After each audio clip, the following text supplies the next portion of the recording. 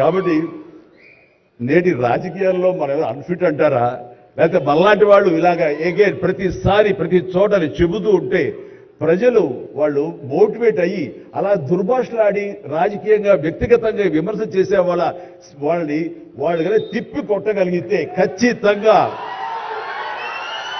మీరనుకున్నది నేననుకున్నది జరిగి తీరుతుందండి. ఒక వాజ్పేయి గారు ఆ రోజుల్లో స్టేట్స్ మ్యాన్ అంటారు, ఆయనలాగా మళ్ళీ అంత హుందాతనం మళ్ళీ మనం ఈ రోజున మనం వెంకయ్యనాయుడు గారిలో చూస్తున్నాం. అయితే ఆయన రాజకీయంగా కొంచెం విశ్రమించారు కాబట్టి ఈ రోజున ప్రజలే ఆలోచించుకోవాలి. అలాగా నోరు జారే వాళ్ళని దుర్భాషలాడుతూ వ్యక్తిగత విమర్శలు చేసే వాళ్ళని తిప్పికొట్టే విధంగా నిర్ణయించే శక్తి మీకే ఉన్నది, మీరే నిర్ణయించుకోవాలని చెప్తున్నారు.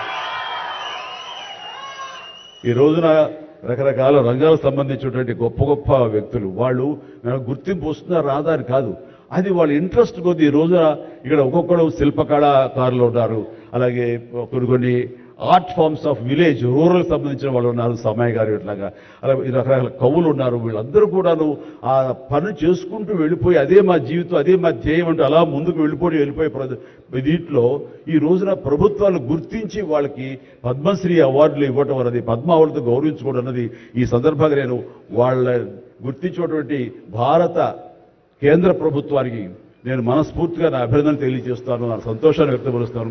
దీనికి మరీ ముఖ్యంగా మన ప్రియతమ నరేంద్ర మోడీ గారు ప్రధానమంత్రి, ఆయన దీన్ని గుర్తించి అలాగా ఇవ్వడం జరిగింది. ఇక్కడ ఒక విషయం చెప్పొచ్చో చెప్పకూడదో తెలియదని ఒక విషయం చెప్తాను. మధ్యాహ్నం నాకు అవార్డు మీకు ఇవ్వాలనుకుంటున్నాము, మీకు మీ కన్ఫర్మేషన్ కానీ మీ యొక్క ఆమోదం మాకు తెలియాలంటూ హోమ్ డిపార్ట్మెంట్ నుంచి ఫోన్ వచ్చినప్పుడు ఒక షాకు లోనయ్యాను.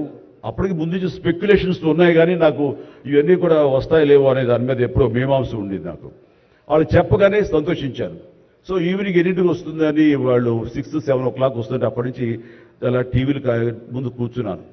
సో కొంతసేపు చూసేసరికి రాలేదు ఆ వచ్చినాయి అని కాబట్టి నేను సర్దుకొని కూర్చుంటే ముందు పద్మశ్రీ అవార్డులు ఒక 34-36 వచ్చినాయి. ఆ తర్వాత నెక్స్ట్ మందే కదా అనుకుంటూ అందరూ సర్దుగా రెండు పిల్లలు గొడవ చేయకుండా కూర్చోండి రా ఇష్యూగా నా పేరు వస్తుంది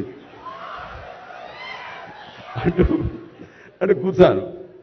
అరగంట అయింది రాలేదు, గంట అయింది రాలేదు, గంటన్నర అయింది. ఆహా ఓరి బాబు ఏంటిది, ఏదైనా మళ్ళీ ఏమైనా మారుస్తారా, మనకి వచ్చే అవకాశం లేదని చిన్న మీమాంసలో ఉన్నారు.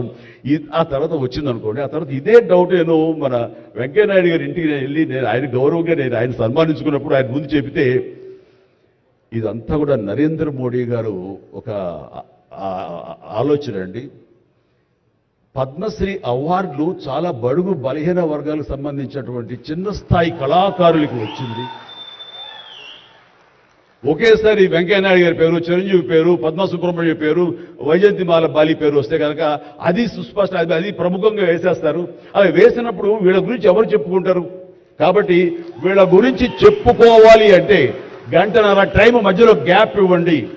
గంటన్నర వరకు వాళ్ళ గురించి చర్చ జరుగుతుంది. వాళ్ళు ఎవరు అంటారు, ఇక్కడ సమ్మయ్య ఎవరు, ఆచార్య గారు ఎవరు, ఇలా పేర్లని చెప్పుకుంటూ వాళ్ళ గురించి ఆలోచిస్తారు, చర్చించుకుంటారు. వాళ్ళకి గుర్తింపు వస్తుంది. అది రిజిస్టర్ అయిన తర్వాత దెన్ చిరంజీవి వెంకయ్యనాయుడు గారు డబ్బు ఇష్టం అన్నారు.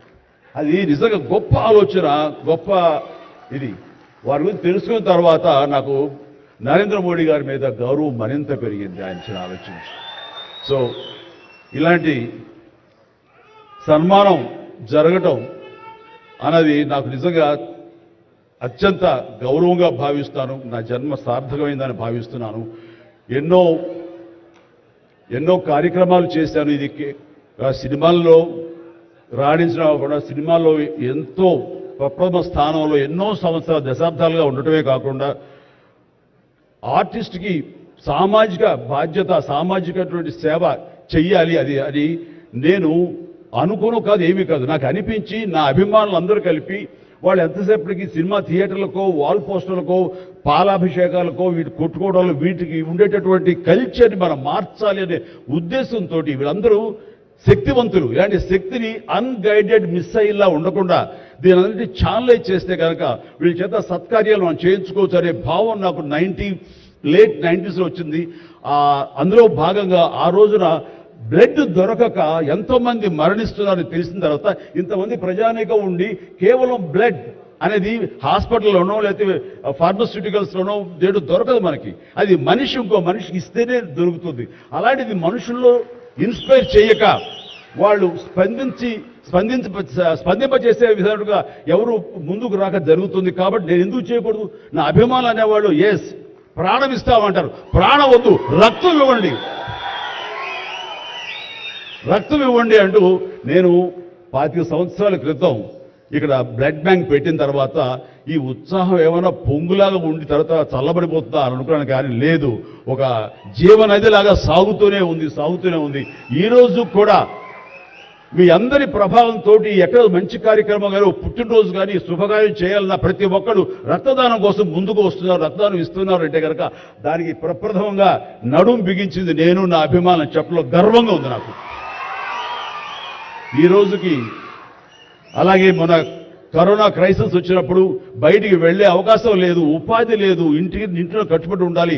ఇలాంటి పరిస్థితుల్లో వాళ్ళందరికీ నిత్యావసర వస్తువులకు చాలా కష్టపడిపోతారు అనుకున్నప్పుడు నా ఇతర మిత్రుల సహాయ సహకారాలతోటి నేను పెద్ద ఎత్తున వాళ్ళకి 4 నెలల పాటు మన నెలలో తినే హై క్వాలిటీ గ్రోసరీస్ నేను వాళ్ళకి అందివ్వడం జరిగింది. అది వాళ్ళు బయటికి రాలేరు, పోలీసులు వాళ్ళు చాలా స్ట్రిక్ట్గా ఇంటికే పరిమితం చేస్తారు, ఏం తింటారు. అప్పుడు నా అభిమానులు నేను ప్రోత్సహించి వెళితే నా అభిమానులు ప్రతి ఇంటికి వెళ్ళి ఆ బ్యాగ్స్ ఇచ్చేవాళ్ళు. అది గొప్పగా నాకు ఎంతో సంతృప్తి ఇచ్చింది. అలాగే ఆక్సిజన్ దొరకని పరిస్థితుల్లో, ప్రభుత్వాలు కూడా చేయలేని పరిస్థితుల్లో, హాస్పిటల్స్ అన్ని కూడా చేతులు తీసిన పరిస్థితుల్లో నేను నా మిత్రుల సహకారంతో నేను స్వయంగా నా అభిమానులతో వారం రోజుల్లో 32 ప్లేసెస్లో ఈరోజు ఆక్సిజన్ అందించడం జరిగింది. అలాగే కాన్సన్ట్రేటర్స్ ఇవ్వడం జరిగింది. ఇవన్నీ కూడా ఏంటంటే చెయ్యాలని తపనతోటి బహుశా ఇవన్నీ కూడాను నాకు ఈ రోజున ఈ అర్హత రావడానికి, ఈ అవార్డు రావడానికి నాకు దోహదపడిందేమో అనుకుంటున్నాను. భగవంతుడా ఇంకా నాకు ఈ శక్తి సామర్థ్యాలు ఇవ్వు, ఈ ఆలోచన ఇవ్వు.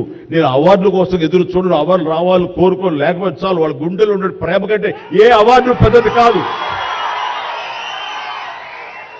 కాబట్టి ఇలాగా మిగతా జీవితం సినిమాలు చేస్తూనే ఉంటా, డాన్సులు ఆడుతూనే ఉంటా, ఫైట్లు చేస్తూనే ఉంటా, మిమ్మల్ని అలరిస్తూనే ఉంటా. అలాగే ఈ సేవా కార్యక్రమాలు కొనసాగిస్తూనే ఉంటాను.